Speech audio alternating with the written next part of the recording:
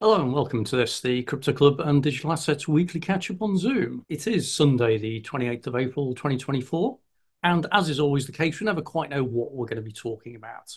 Some weeks we talk about blockchains, level 1 and level 2, DeFi, NFTs, ICOs, STOs, TGEs, all sorts of three-letter acronyms, really.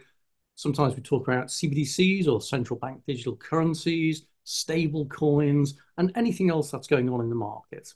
If you're a novice and you're keen to learn about this mystical area, do come and join us at a future session. We hold these every Sunday evening, 7 p.m. till 8 p.m. UK time, and everyone's welcome to come along. If you're somebody who's running a project and you'd like to share some details, we do our Gone in 180 Seconds, which is where you get to spend 3 minutes talking, but without the aid of slides or websites or anything. You just get to talk about your project and what you're actually working. So lots of things for everybody to enjoy. Every week is different. Do click on the like, the subscribe, make comments. Even better, take a look in the link below and join a future session. So with that, let's see who's going to come and join us today. Stefan, hello. Hello. Just trying to work out what's going on in the markets at the moment. I think Oh. Bitcoin has done as I and many others predicted, that the impact of the latest halving seems to have had no change to the price that much. Ethereum seems fairly Yeah. stable, and the rest of the altcoins are fairly neutral, I guess. I would say that they dipped a bit since before the halving, Okay, but yeah, they actually went pretty low to be honest, like minus 20 to 30%. really? Okay, I mean, that's how I see from like the all-time high. okay, But I mean, they will come back. They always come back. yeah. I have to admit, I tend to just look at what's going on with Bitcoin because everything else seems to pretty much follow it. And so we take a look at how it's been over the last few days. I mean, it did have the peak um, a, a month or so back where it was up to like nearly 74,000. Then the halving Mm-hmm. happened and it kind of stabilized. It's around about just under 64 now, I think it is. So Yeah, not that much going on. do you think it's gonna be like this for like let's say entire summer?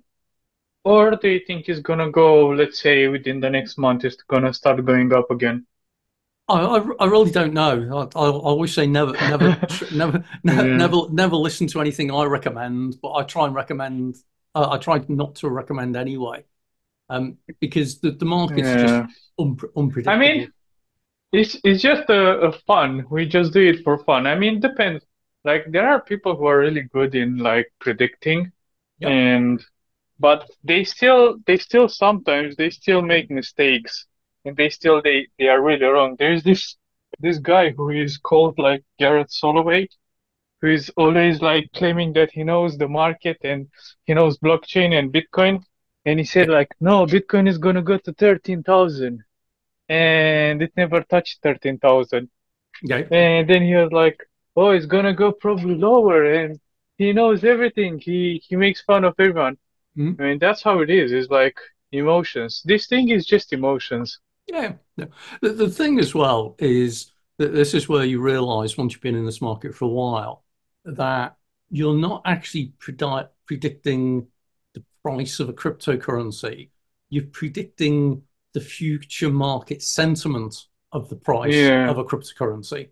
And it's slightly different from, I've seen a number of people who've tried to move from share trading prediction to crypto trading prediction.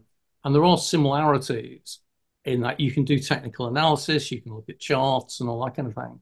But there's nothing fundamental behind crypto. Whereas with a share, if you've got a share in Shell Oil or BP or AstraZeneca or something, there's an underlying company there with customers, with products, with markets, and that kind of thing. I I know Um, what you mean, but I actually tend to disagree. And I okay. think that this will change. So I was thinking about that too, but if you stay good and think, for example, let's take the protocol of Solana. Hmm. It actually loses money every single year. That's why they have inflation. However, the protocol of Ethereum, it actually makes money. So Ethereum, just by existing, it produces money for the company, for Consensus and a couple of other small companies who own stake in Ethereum, and also for the people who owns Ethereum. And I believe that in the beginning, when shares and stocks used to be a thing, people didn't really have ways to evaluate them, but they Mhm. started with these kind of things like P ratio, dividends, technology. They are usually like 9, 10 times more expensive than the non-technology stocks, and so on and so forth. So I think that people are going to start to eventually value blockchain in the same manner as they Mm. do with these kind of technologies. But It's I got. think it's probably, yeah, sorry. I was going to say it's kind of interesting. It's really timely that Fernando's just joined us as well. Hey, JT, um, because Hi. he reposted something in one of the groups we were both in the other day, which was a research note from. I'm trying to remember who the company was now, but they did it on what they call the 20 top zombie blockchains. So they were basically saying, here's a list of blockchains for which there appears to be no real underlying fundamental business purpose or benefit, Mm-hmm. but the capital tied up in the coins or the tokens is, I think it was in the billions or something. Um, and that they were being very, very dismissive about how there's no fundamental value behind these things. But I'll try and dig that out again because I thought it was It quite was interesting. Forbes. I Forbes. Forbes.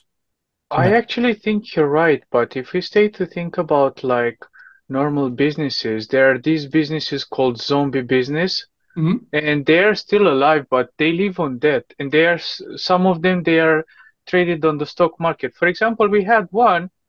I actually think that was one of the biggest scams and really smart for the guy who created WeWork.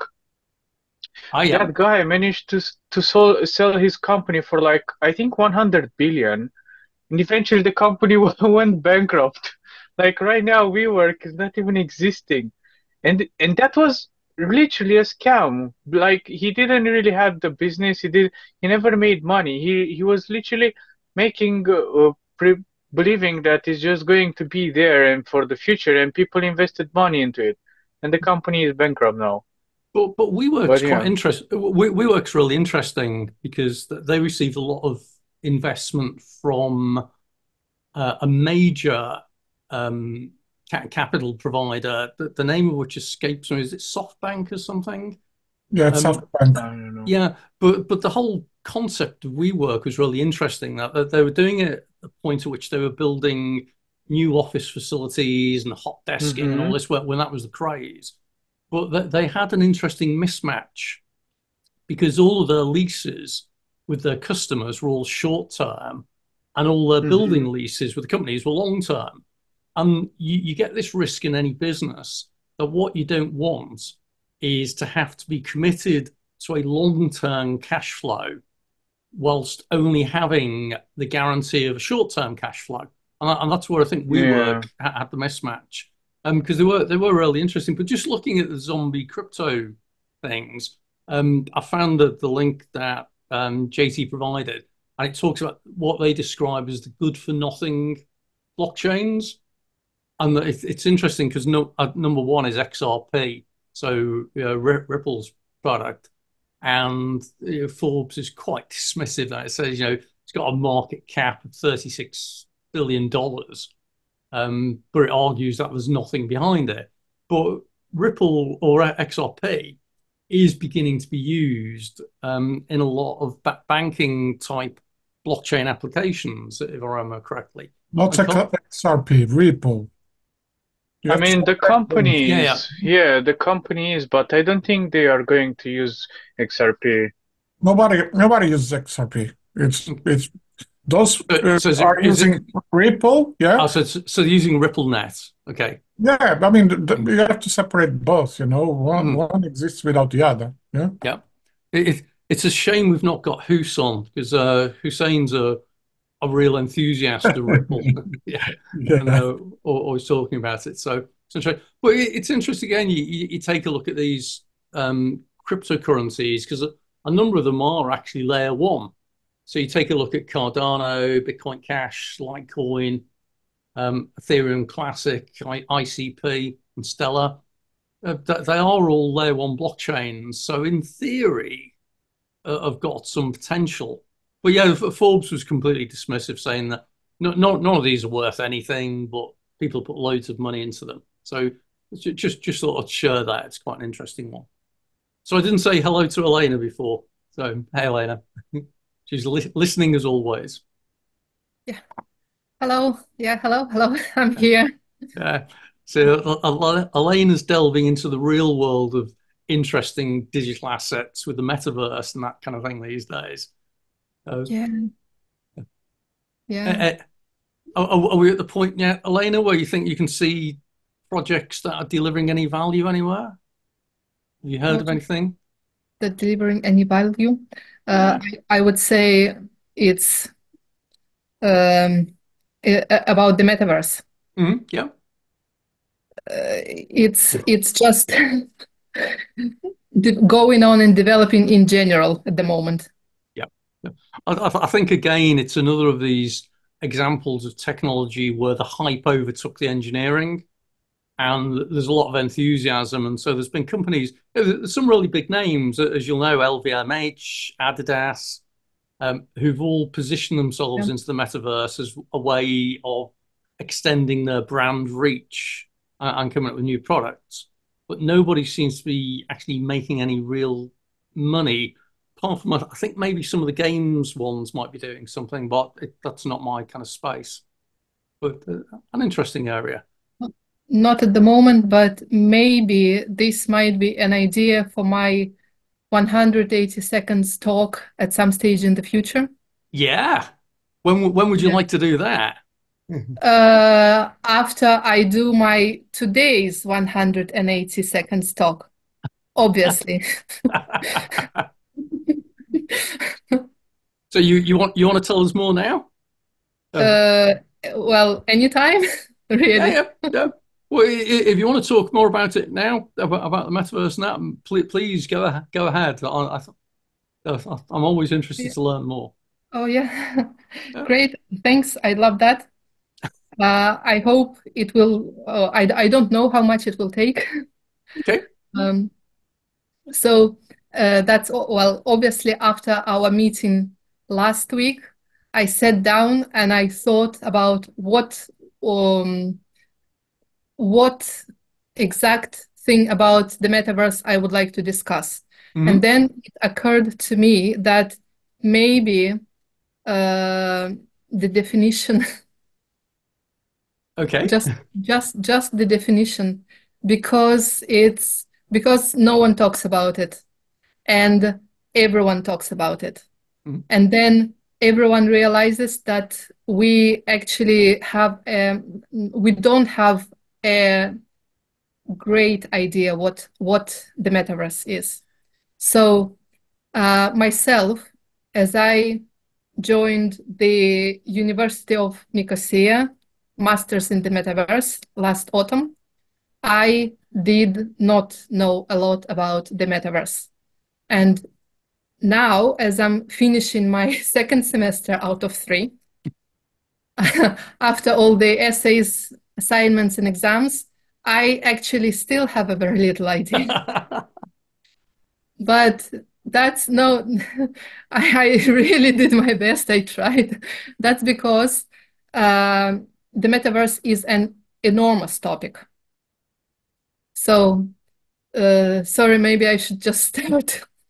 I'm just very happy that finally I can speak about something that I've been living for the last months.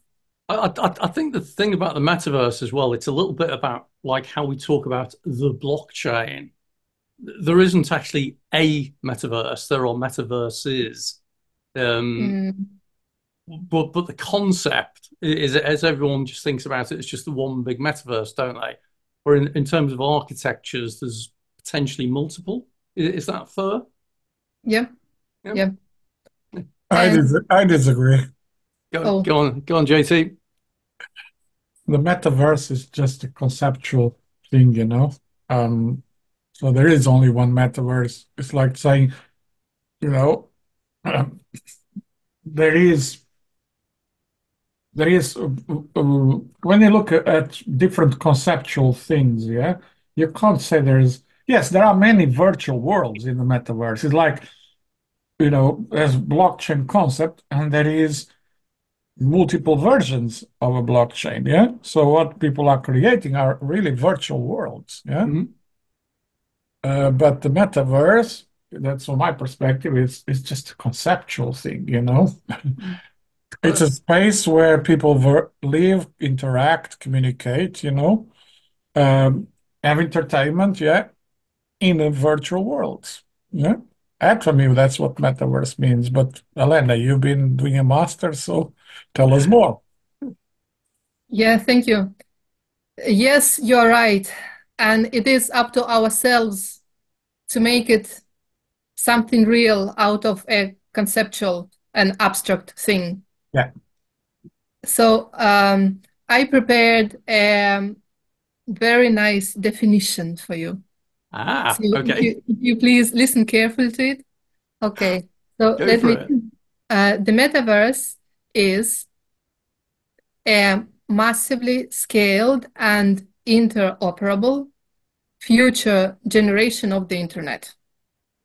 It's going to consist of real-time rendered, interconnected, 3D, immersive virtual worlds where the continuity of data will be supported. And these 3D worlds will naturally substitute the existing online experience with a new one. The new one will be experienced synchronously and persistently by an effectively unlimited number of users. And the users, regardless of their physical location, will have an individual sense of presence within these interconnected, immersive 3D worlds. What do you think about it? I think on the YouTube video where I post this, I'm gonna put a timeline onto that, so straight to it as a chapter, because I think that's a great definition. I think it's really good. And there's many times on these sessions where Elena's been the one who's often said, "What do you mean by?" When we're talking about concepts. So it's great to hear you actually offering a definition which makes a lot of sense. So I like it. It's good. Thank you very much. Thank you. I really did my best. I put it all together. Obviously, using my lectures as a help, but adding my own opinion as well. Yeah, I think the next stage for it is to take that and work out how to make it half as long and then half as long. No way. No, it's simply. Yeah. I'm trying to remember who once said, "I'm sorry, I don't have time. Sorry, this is such a long letter, but I didn't have time to write a short one."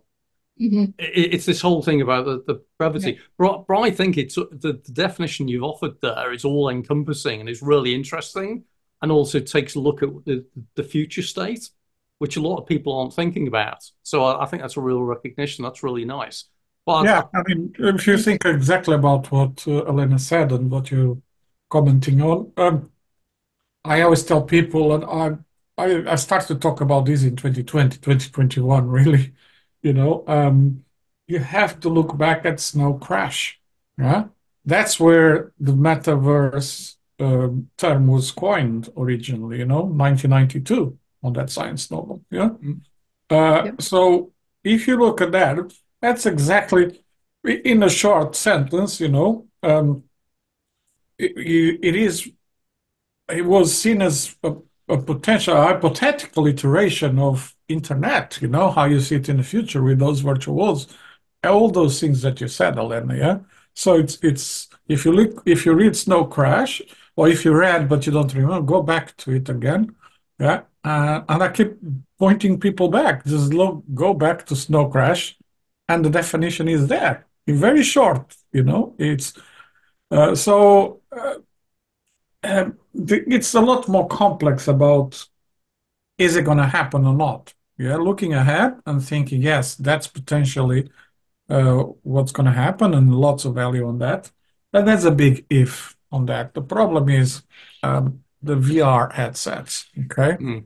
They're not comfortable. I remember this is not the first time we're trying to move ahead with VR headsets, you know. Back in 2011, 10, 11, I think there was a big push for it at the time. I remember I was working for a very large media company, and I'm not, I cannot say they are obviously, you know, but a very large corporate asked for a study. You know, they did a panel. I can't remember the exact number, maybe 500, maybe 1,000 people. I can't remember, you know. Um, and the feedback was always the same. After 1 hour, it's very uncomfortable, you know, to have that thing on the head. So how can people stay long time on the new version of the internet with something in their head, you know? So it has to evolve a lot, the device that is going to enable us to do exactly what you said, Elena, yeah? And those devices, to me, are going to come, you know, with projection right through your retina straight into your optical nerve, you know? So we're talking about now very advanced. There's a few things happening out there, Polaroid glasses. I don't know if you've seen, but there's some really cool stuff coming out, but it's still too early. The technology, like I think 10, 15 years away from that. So I think it's great we're going through these iterations of metaverse, you know, and VR, 3D worlds, but I think we are quite a bit far from what you are saying, what you just said, Elena, yeah? But But again, it's evolution. We need to start somewhere, right? So but I'm I think not you saying that we are already there. yeah. I know, I know, I I know. agree. I agree. Yes, we are quite far. Yes. Yeah, yeah, yes, I Stefan, understood you can that add one. something as well. Yeah, Stefan? I think one thing that will go will be the AR. So basically, like augmented reality will help a lot. I was looking at the Apple glasses, and I am actually really impressed because I was reading like, and I would see companies who are actually already like investing money and thinking ahead of this. But I think will take, I don't know, probably like 5 to 10 years more. But depending on what would be, we would either use glasses or we can probably use if Elon Musk with his Neuralink will be a hit, we might use directly Neuralink and we don't need the glasses anymore. yeah, you're But absolutely right, Stefan. You know, AR is potentially the first iteration of it is already there for a while, you know, but I think the AR glasses are evolving quite fast, yeah. And yeah, we'll see a comeback for sure of Google glasses at some point as well. With the AR, I remember that I was involved with a startup, wanted to change the experience of travel of people. And the idea was really to have the AR where you are, I don't know, let's say in the Colosseum and you are looking with the glasses, how you could switch between how it used to look in the past, so a 3D model created, yeah, but also you can switch straight away how it looks today, you know. You could take photos, you know, how it looked before with you and selfies and all of that on your phone. It was super interesting, the concept. And then when you come home, you could actually put the glasses, yeah, the VR glasses, and experience all of that you've seen on the photos you've taken, all into NFTs. It's super, super interesting, you know. But again, we didn't go ahead with that. This was 2021, 2022, I think, because it was too ahead of time, you know, really too ahead of time. And it also gives the experience of people experiencing traveling without living, not traveling, but, you know, the experience of being in a place around the world where a lot of people can't go, you know, for whatever reason, either for economic reasons or just physically not possible for them, or you know, work, whatever. They could just get and have that full immersive experience with a VR headset, you know, and get into all of those 3D models. And it was about decentralizing that as well. The decentralization of that was to actually enable for the creators to create the 3D models, yeah, and it will be added automatically to the VR world. So creating APIs, all of that stuff, super, super interesting. I actually, um, they asked me to create the concept around that, and I wrote quite a few pages, you know, on that, how they should create that, what type of technologies, etc., etc. That's why I understand a little bit of what Elena is talking about, because really dived into it, to try to understand how could I make that project successful. It was too ahead of time, really too ahead. I think again it comes back to the interesting point about AR on VR. So here we go. These aren't Google Glass. I think, or actually, they may have been the special ones which were Google You look Glass like 10 years sunglasses. younger, man. It was a few years ago. But yeah, but that was, I think these were actually Google Glass, but they were sunglass style. And I tried out different types of Google Glass, and I think you're right. We're looking at VR, but AR I think offers a lot of potential of that crossover, and the whole concept of being able to look around you and have an overlay and that kind of thing was really, really good. Stefan, sorry, you were going to ask another question? Yeah, actually what I wanted to do is like what we miss when it comes to NFTs and metaverse is a standardization of assets and how we describe things. Because if we say to think everyone can make their own world, but they are going to write a different programming language to represent a cup, and they might do it in a different way. And that's another problem we have with the metaverse, because if we want to have like 50 metaverses, they will have to type 50 times the same cup if they want to have, or describe the same action. So probably we will need to do like a standardization of the metaverse where someone is just going to create one time an asset, and then that asset is just going to be cross-chain around every metaverse, and they are going to do it how they want it. But then the problem comes again, like why would you want to use something that someone else already made and without having to do it on your own? But we do this with programming and with like how do you say, modules. When we program, we use NumPy and the same programming modules without having to use other ones, but probably will take time. Yeah. So are you aware of JTC1? No, I don't know what that is. Internet NFT, there's a few of them coming Yeah. up. But So just posted a link as well. yeah, so I was going to say, the International Standards Organization, so they happen to live in the world of standards. ISO, who created TC 307, which is Technical Committee 307, and which is around blockchain standards. They've actually done some work around a metaverse standardization, exactly as you're describing, because in order to have that whole interoperability piece, you do need some standards. So that they're listing off here. I think I'm showing on the screen a whole range of things about VR representation, VR modeling, synthetic environments, and all that kind of thing. Avatar representation, with this whole thing about the ability to transfer across metaverses means that you need standards. So yeah, there's loads of stuff going on in that space, exactly as you say on that, Stefan. It's also about how much people will pay interest into this, because if people will pay interest and they will pay like they want this to happen, it's very likely that this idea is going to speed up more and faster. It's kind of like Concorde, like Concorde was one of the first supersonic flights, and it paid off because people didn't want it to do it. They weren't interested enough. Mm-hmm. So that's another question. Would this be another Concorde, or this is going to pay off? I think it might pay off, to be honest. Look, I mentioned something to a couple of game developers back in 2021 already. I think this was just before I spoke about NFTs at the Web Summit in Lisbon, yeah. Which was, if you guys want really to for people to play more games, you have to transform assets into NFTs. People already talking about that at the time, even before that, quite early 2021. But I told them exactly this. People are not going to pay for a gun in one game, buy an NFT and then go another game they are going to play exactly, buy another NFT.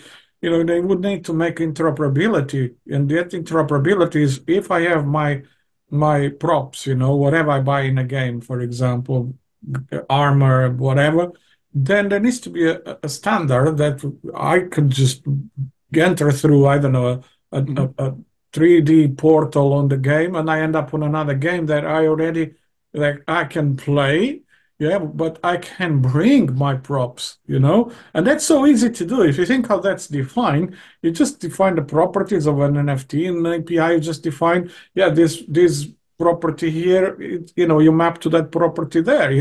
This is about game developers just to agreeing. I told them they have to sit down, and even with Animoca guys, Animoca brands, yeah. Mhm. I told them, you guys have to do it yourselves if nobody does it, because it makes it so much easier, and the adoption will just fly, for people coming. Because otherwise, man, and of course, getting all the historical part of that gun or that armor, how many kills, these and that, in which games it gives more value, and it'll be tradable, at a higher value if you want to sell that gun, for example. There's so many things that they were not thinking. I haven't looked at it since then, but from what I understood, I just did a few Google searches now. There's quite a few projects coming out, so it's Well, quite exciting. Yeah. it's interesting as well from a gaming perspective that would I want to be able to take my favorite AK-47 from Counter-Strike 2 and use it as a player in Rainbow Six? Probably yes. The ability to transfer across. But would I want to take a Minecraft or Roblox little blocksy square type thing and try and use that in a third or first person shoot 'em up type game? Probably not. So Well, probably yes, because it's up to the I game developer to map that in Minecraft, the equivalent on that 3D game, it's a 3D type of mhm, artifact, yeah? okay. So it's up to them. It's just literally, it's just consuming an API that maps A to A, B to B, so that when a player plays, you can just move all those things, seamless to the user, Very Yeah. easy to do, Gary, yeah? Yeah.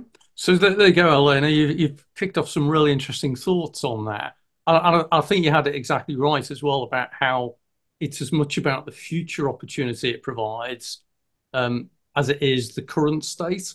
Because I think the current state is still evolving. And one of the challenges about coming up with a definition is it's always difficult to define something where we aren't quite at an end state or a stable state with it. So it's evolving, and that's where I think we'll end up with a definition of the metaverse, which will be whatever it happens to be when it gets to the point where it's stabilized enough and we stop changing things. Yeah, that's correct. It's well, I think it's very important to talk about it, about the future right now, no matter that when we end up there for real, it will be absolutely different. And the parallel is think about the internet of early 2000s Mm. and what people discussed and what they said about the future internet of 2024.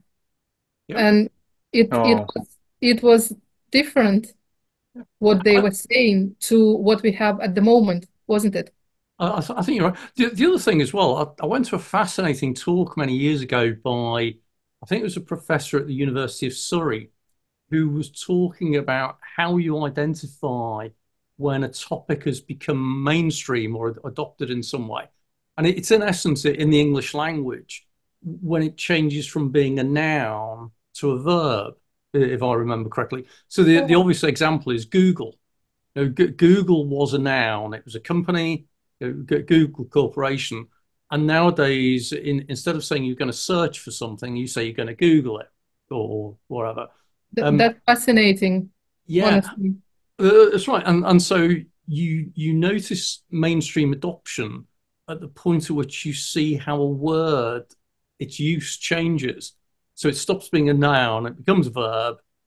So as you say, like you Google it type thing, as opposed to which means you got that adoption. So it'll be interesting to see if we get the same thing with the metaverse, where you start using the way you use that word in a different way. I just want to bring in, sorry, we've got iPhone who joined us before, who's been listening quietly.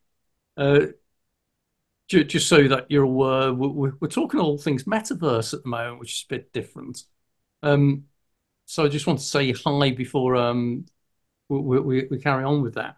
But yeah, I don't know what are other people's thoughts. Where are we going with the metaverse? Because Elena's right. The internet of 2024 is probably not where we thought it would be in 1994, so 30 years earlier. No one knew that nowadays it will be the mobile internet and cloud computing back then. Yeah. Oh, and when the noun metaverse turns into a verb, I think it will be like, I metaversed for 5 hours today. Mm-hmm. Do you understand what I mean? That's exactly my point. You're exactly right. I do understand. Yeah, it's exactly that change of, as opposed to logging onto the metaverse or a metaverse. It's as you say, if you use the term "I metaversed" or what, and maybe it'll be a different word, but Maybe. it'll be something that is synonymous with it. So just like how we say, we don't use the word internet as a verb. We don't interneted anything, or you haven't surfed on the internet. So that was about to be my exact point. That we talk about surfing as an action, but it's an action on the internet. So it's interestingly different because we don't search on Google. We Google. It's slightly different. So it's curious that you're absolutely right, Stefan. We surf on the internet, but we don't internet as such, which is curious because when you think about the word internet, it does almost lend itself to, oh, I interneted today, or I did something like the World Wide Web, I guess. We don't we do go onto the web, but we don't web. So we don't use the term as a verb. Whereas there are some other words, and again, brands are an example of this. Vacuum cleaners, where sometimes you might say that you spent the day hoovering, which it is actually that you're not hoovering, you are vacuuming. But they've managed to build that product association or that brand association that is kind of synonymous in some ways. So I think it's all fascinating. And again, it's the use of language shows how we change our thinking and mindset. So yeah, it'll be interesting. As JT says as well, and it links in with what Elena was saying about VR type thing, that we tend to think around 3D and Oculus Rift headsets or whatever the latest incarnations are. But they are actually quite difficult to wear for any length of time. And I believe there's some pushback. Was it Apple that recently launched its latest VR headset? And that they were selling that to the early adopters, doing really, really good sales. But the sales apparently have really dropped off. And people have actually been taking the units back, saying it's just not a very good experience. So yeah, this is where I think AR might take off. So having a pair of AR glasses where you can see normally and you can interact might be a future as well. Oh, can I ask a question? Sure. Yeah, about the virtual reality. We mentioned the Neuralink earlier. So I'm just curious about everyone's personal opinion. When the brain implant becomes available, that we will not need to wear any heavy headsets, no pain in the neck, no eye strain. So when the brain implant becomes available, would you go for it? I would go, but only after a year. And there is actually a scientific which worries me, because there is a scientist who proved that you can implant some chips, a chip with some wire inside an ox brain, and he managed to stop the ox from charging into an arena. So if that's true, then there is a possibility that if you make a chip like that, you could not just send data to a computer, but the computer can send data to you and you will act accordingly. And this is the only thing that worries me, because if you stay to think, if you end up having to have a chip like that and the chip is going to be able to tell you what to do, it's not going to be you. I mean, I'm highly skeptical about what humanity is and what existence is, but if that would be the case, we are just going to be like, how do you call, like the same as an ant, part of a hive, and it's not going to matter who we are. It's just going to be the hive, the idea of humanity who will have to thrive. And you'll see like people will, it's not gonna matter much. That's something that worries me because I read about that guy and it's pretty worrying in my opinion. I don't know if you heard of it. I think the other thing, it's a little bit like JT was talking about. Was it Snowbird, the original Metaverse book? No Oh, crash. crash. Snow Crash, yeah, yeah. You think about the next one that came out after that, I think was Ready Player One, which was turned into a movie. And it is, and kind of again that is about becoming an immersive experience. Now you start thinking all of a sudden, well, actually, Ready Player One, we think of it as a fictional science fiction type thing, and a bit like the Matrix. Maybe the idea of plugging ourselves into a network in the future, Ready Player One and Matrix might turn out to be documentaries, not science fiction, because they're actually kind of predicting the direction. You think about it, I love the way technology evolves, and so I've now got this device that can do far more than what many computers could do years ago. It can access the internet, access massive resources. It's now got edge AI built into it. There's all sorts of things now. But it's got one failing, which is that it needs to be recharged every so often because it's still got a battery in it. Well, what's the ultimate battery? It's human beings. Humans, yeah. And so I've often said, well, could you not take a mobile phone and effectively have like a USB socket that plugs into your body and acts as a power thing? Now, anyone Apparently, who uses, sorry to interrupt you. You actually can. I read about some jewelries that they are powered by humans, but the problem is that the human creates a very small current. I don't know if we are going to be like in Matrix, where we are going to be in like a shell, how do you call, like a bath thing, and we are going to stay there our entire life. Yeah. I don't know. We might be this already and we don't know it. But I was just going to quickly extend my analogy because it links all back. You think about how you plug in a power socket here. Well, most people who've got a USB-C or whatever they are these days, when you plug them into a laptop, it acts as both a power socket but also as a data transfer. So effectively, you could start off by having a USB type thing to take the power from your body, but then you could start using it to transfer data, whether that's from your brain or to your brain or whatever. So you kind of are heading towards the Neuralink concept anyway, because ultimately, as the phone gets smaller and smaller, it becomes a microchip, and that's where you can plug it into yourself in some way. So yeah, I think there's massive opportunities. Whether personally I'd be happy about plugging something into my brain, I've got the real concern that I think technology can be incredible in the right hands. In the wrong hands, it can go wrong very, very badly. So the example I use is aviation. Airplanes, incredible technology invention, allows us to travel thousands of miles, hundreds of miles per hour, shrinks the globe. Incredible invention as a technology, but also can be used to drop bombs and fire at people.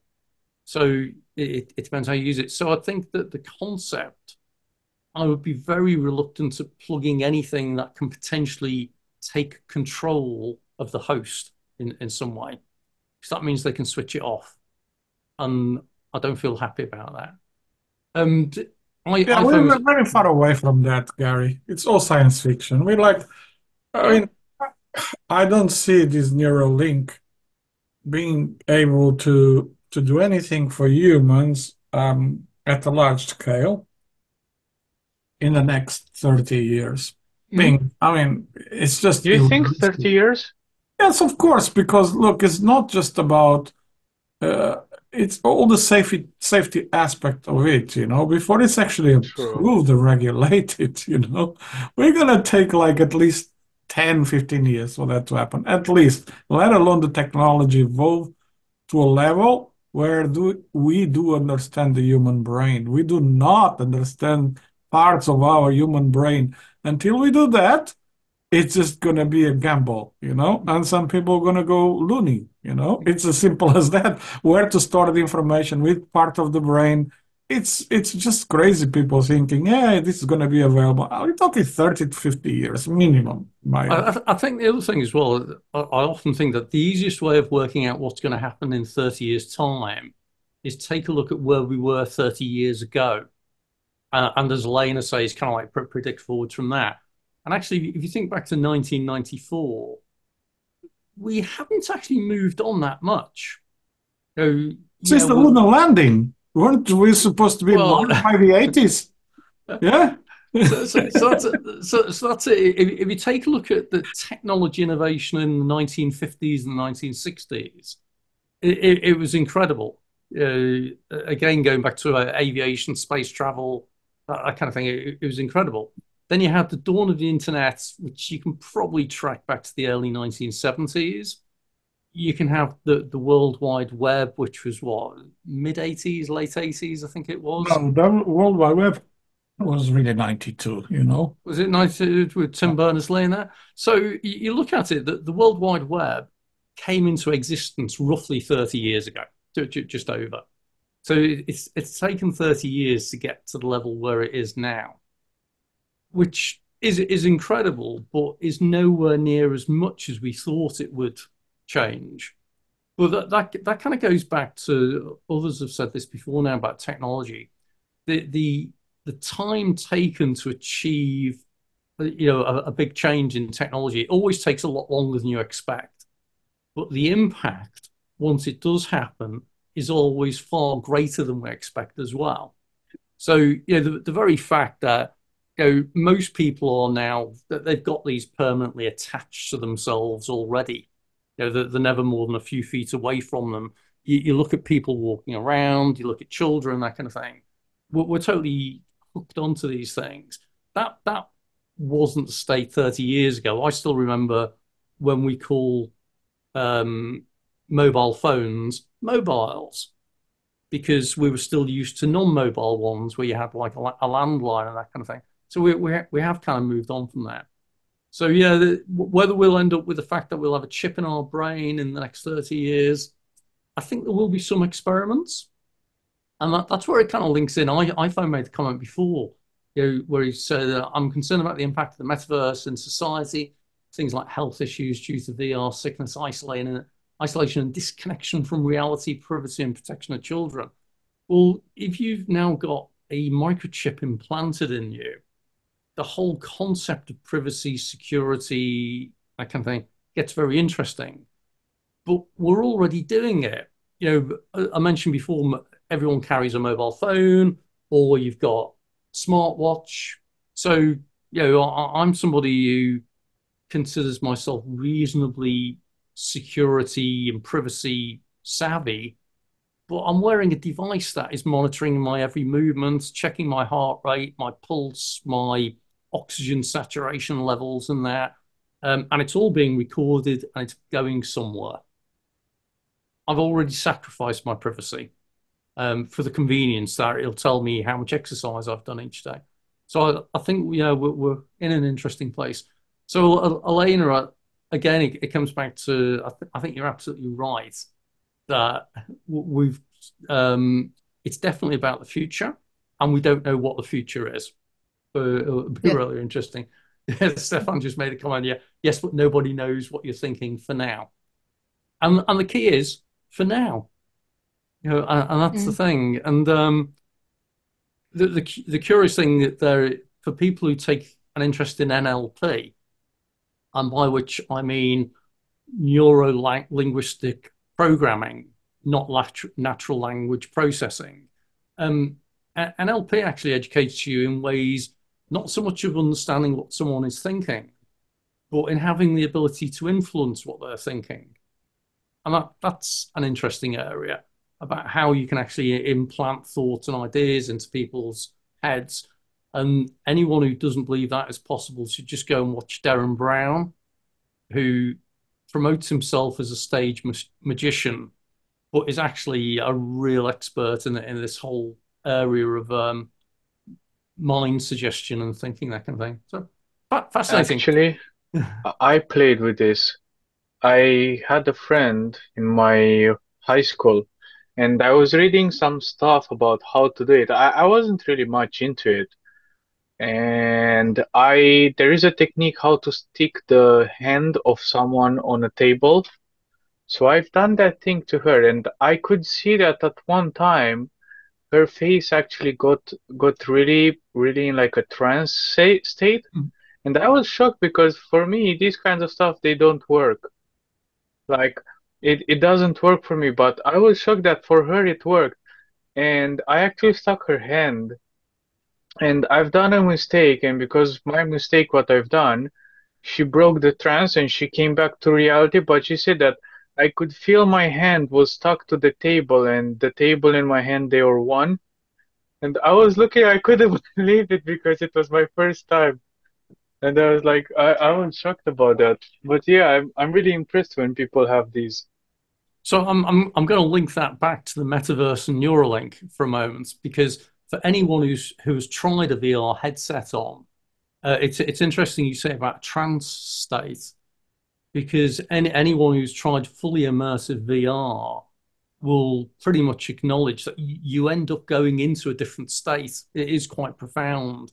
And I'd really recommend to anyone, if you've not tried it yet, try a VR headset, because it is quite a surreal experience.